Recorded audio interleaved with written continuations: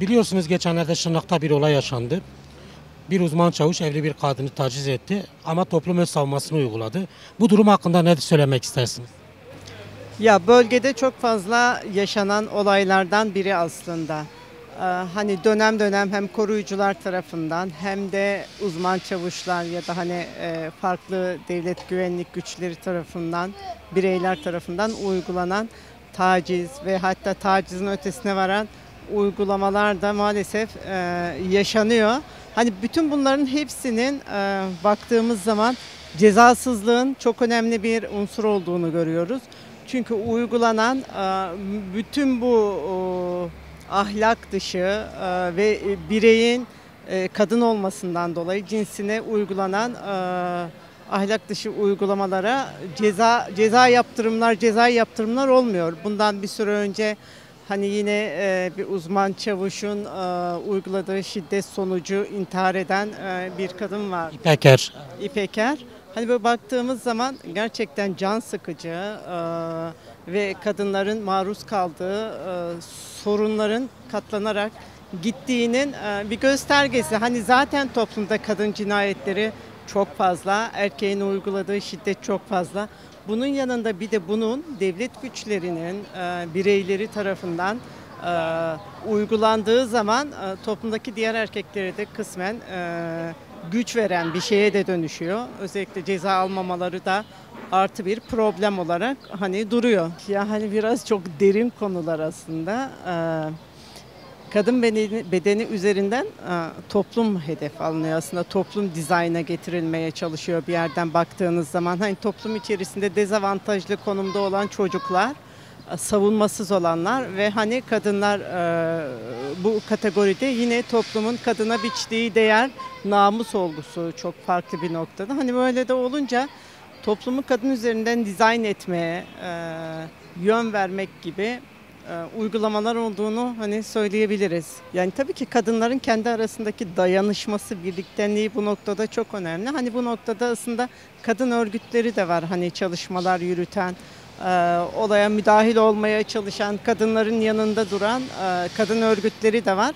Ama tabii toplumun bir bütün olarak hani buna itiraz etmesi gerekiyor. Sadece kadına uygulanan şiddetin ya da kadına uygulanan taciz ve tecavüzün karşısında sadece kadın durmamalı aslında. Hani erkek de bunun karşısında durmalı. Hani belki hani bu cezasızlık sonucu gelişen bir öz savunma var. Hani bu öz savunmanın hani daha farklı boyutta kadınlar kendini evet savunmalı, karşı durmalı. Birlikte hareket etmek elbette ki çok önemli ve belki bunun önüne geçilebilecek bir duruma dönüşebilir. Son olarak bir çağrınız, bir mesajınız var mı? Ya son olarak çağrım hani kadınların bu noktada dirençli durması, hani kadın örgütleriyle iletişim halinde olması belki de hani erkeklerin de işte kendi içlerinde aslında onların da yaşadığı zor bir durum olsa gerek. Çünkü kendi cinslerinden bireylerin, hasta bireylerin uyguladığı şiddet ya da taciz, tecavüz hepsi şiddetin içerisine giriyor gerçi. Hani bu onlar açısından da sıkıntılı bir durum. Hani karşı durmak, ses yükseltmek, bu cezasızlığın önüne aslında geçmek gerekiyor. Toplum bir bütünen yapılan her şeyi, tüm suçlar cezasız kalınca toplumda böyle çürümüş bir topluma dönüşüyor maalesef. O bölgede görev alan birçok rütbeli kişi özellikle uzman erbaşlar öncelikli olmak üzere bunlar orada o giysi altında kendilerini küçük dağları ben yarattım psikolojisini yaşıyorlar. Böyle bir olay varken öte taraftan da hani bir Kürt kadınına, Kürt kızına yönelik böyle bir olayı belki de gelecekte kahramanlık yaptığına dair anlatımları söz konusu olabilir. Bunlar aslında bizim toplumsal travmalarımız. Oysa ki Türkiye'nin geneline baktığımız zaman Türk halkının da diğer halkların da bu tarz uygulamaları tasvip etmediklerini, lanetlediklerini düşünüyorum. Azınlıkta olan bu tarz insanların kesinlikle öncelikle bir eğitimden geçirilmesi ya da direkt tasfiye edilmesi gerektiğini düşünüyorum. Birçok olayın yaşanılması ile ilgili sonradan fail ortaya çıkmasına rağmen hukuk tarafından korunduğunu görüyor toplum. Toplum buna dayanamadığı için zaten ön savunmasını gerçekleştiriyor. Umarım ve diliyorum ki bu en son yaşadığımız seçimden sonra artık bu konulardan ders alınır ve geleceğe dair bu düşüncede olanlar tamamen tasfiye edilir. Yeni demokratik bir ülkenin adımları atılmış olur.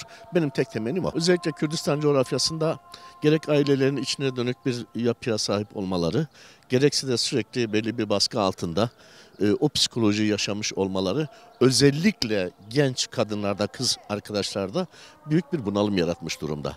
Yani onlardaki bu dünya, iç dünya bir an önce bu ortamdan kurtulabilir miyim dünyası, o psikolojiden nasıl kurtulabilirim dünyası. Bu yüzden de bunun atlatılabilmesi için, aşılabilmesi için topyekün bu tarz sorunların yaşanılmaması adına demokratik tepkiler gösterilmesi, ama bu demokratik tepkiler gösterildiği zaman da onu koruyan bir hukukun olması, az önce bahsettiğimiz gibi hukukun olması, o güvencenin olması esas burada söz konusu. Bunların yaşanılmaması için ikinci yapılacak bir durum ise başta Kürt toplumu olmak üzere diğer halklar, diğer toplumlar da bunu lanetleyecek, kınayacak şekilde bakmaları gerekir. Asla ve asla ödüllendirilmemesi gereken bir konu. Savurhan dediğimiz kişinin daha sonra sanki ödüllendirilmiş gibi piyasada gezmesi, etmesi ve bunu zaman zaman sosyal medyada kullanması. Oysa ki karşıda bir insan canıyla bu bedeni ödüyor, intihar ediyor. Bu belki de bir ilk değildi aslında. Birçok buna benzer sorunlar yaşanıldı. Sorunların yaşanılmaması adına toplumsal anlamda hepimizin örgütlü bir şekilde protesto dahil olmak üzere, ki doğal bir haktır, bu hukuki bir haktır. Bütün haklarımızı kullanıp buna karşı bir öz savunma gerçekleştirmemiz gerekir diye düşünüyorum.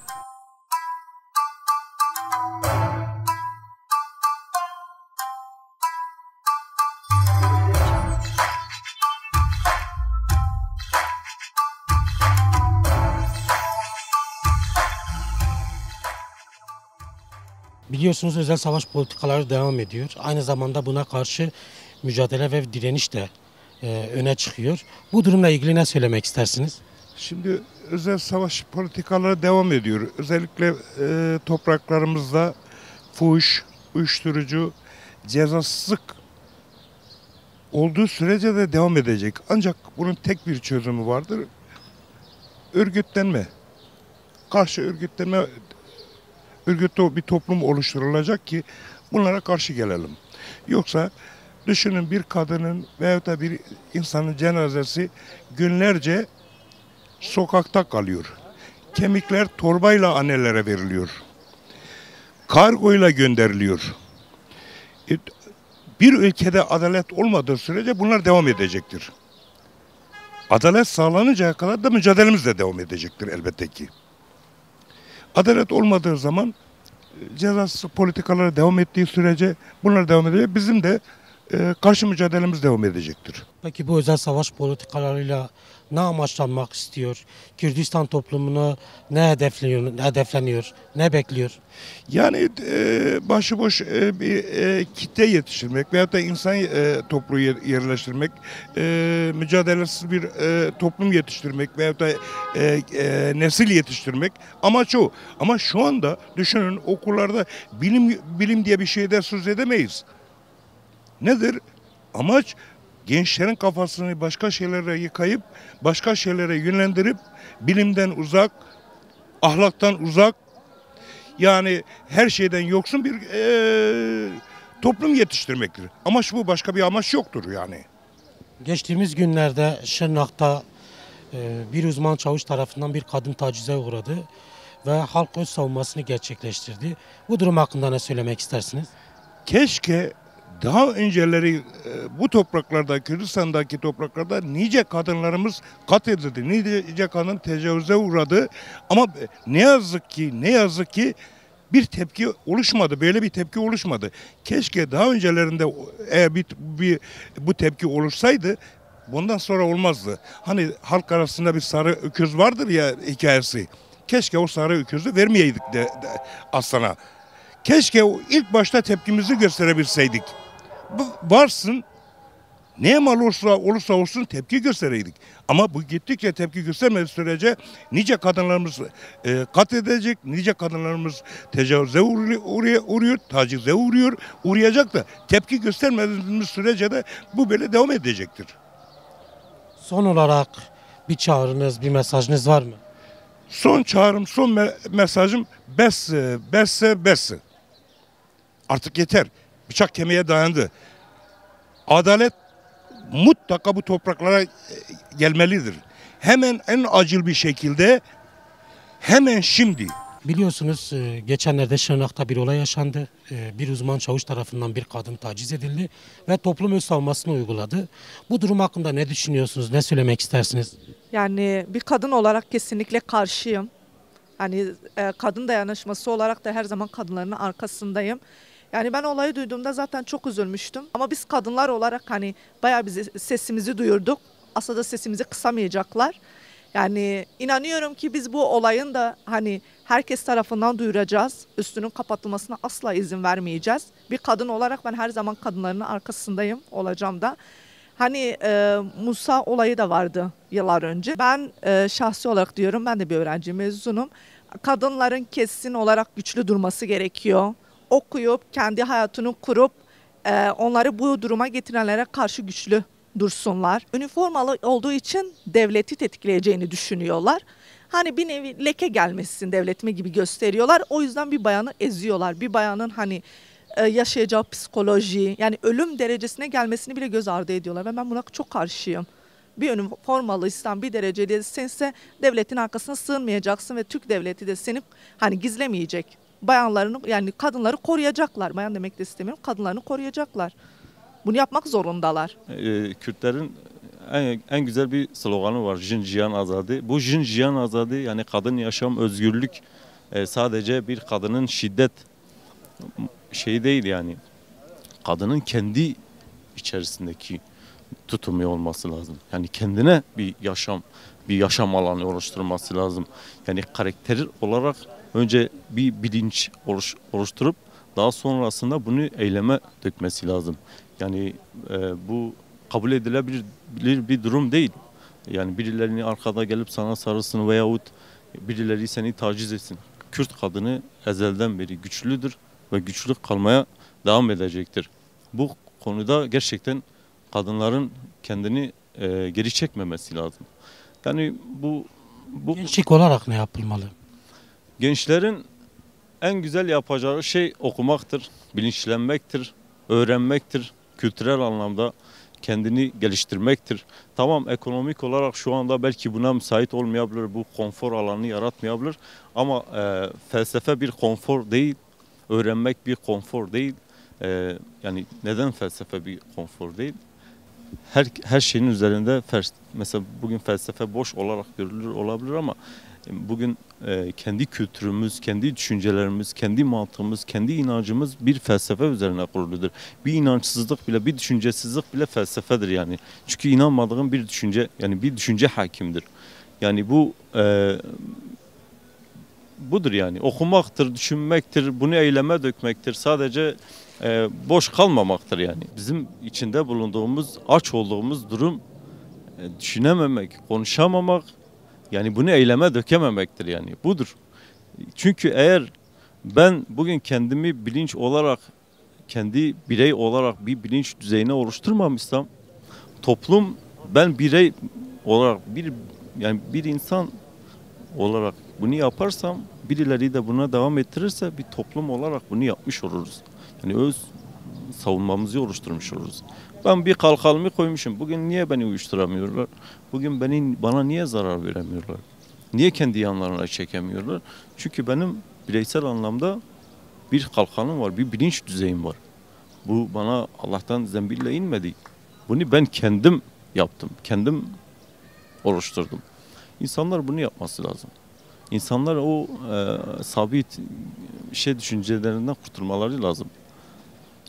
Tamam, bazı durumlarda ekonomiye bağlayabilirler, yaşadıkları travmatik durumlara da bağlayabilirler. Mesela uyuşturucudur veya bu tarz şeylerdir. Bunları geçmiş travmalarına da bağlayabilirler. Olabilir. Ama bu bahane değil. Çözüm varsa eğer iğne ucu kadar bu konuda, özellikle kadınlar ve gençlerimiz konusunda bir iğne ucu kadar bir çözüm varsa bence o çözüme gitmeye çalışsınlar. Çünkü bugün bunu gerektiriyor. Biz yapmak zorundayız.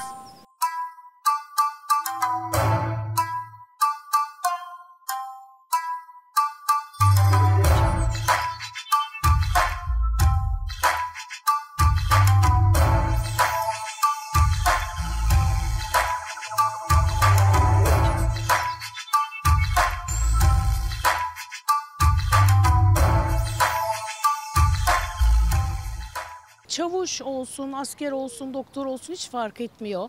İnsanların sapıklığa doğru gittiğini gösteriyor. Burada tabii devlette de çok iş düşüyor ama maalesef devletten de o cezayı, o yargıyı göremiyorsunuz. Tabii ki kınıyorum. Devlette de bir sıkıntı olduğunu gösteriyor. Bu baskıların daha çok sapıklığa götürdüğünü. Ya eskiden de muhakkak vardı. Ama eskiden bir ar vardı, bir perde vardı, utanma vardı. Şimdi onlar da yok. Ve bunları devlet destekliyor maalesef. Yani utanmazlığı, terbiyesizliği ve sapıklığı desteklediğini düşünüyorum. Yeterli cezaların olmadığını kanaatindeyim. Devletin de böyle olmasının sebebi yine biziz. Neden şimdiye kadar hiç kimse aşağılara inmedi? Bir yerlere, yürüyüşlere gitmeye gerek yok. Bir yerlerde pankart asmaya gerek yok bunun için. Herkes yaşlısı, bebeği, çocuğu karnındakiyle aşağı inse zaten sokaklarda olacak. Evet, sokak ilaç ama aşağı inin ya. Apartmanınızın altına, evinizin kapısına inin. Hiçbir yerlere git pankart açmaya gerek kalmayacak. Zaten sokaklarda olacak. Son olarak bir çağrınız, bir mesajınız var mı?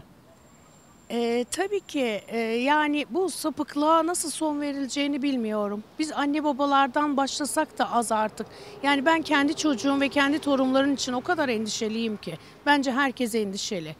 Bu kadınlara nasıl sahip çıkacağız? Başta devletle olacak bu. Umarım olur bir gün. Evet, bir kadın olarak böyle bir şey yaşamak çok çok kötü bir şey ve son zamanlarda özellikle bu olay hakkında çok fazla aynı durumlar çok fazla yaşanıyor.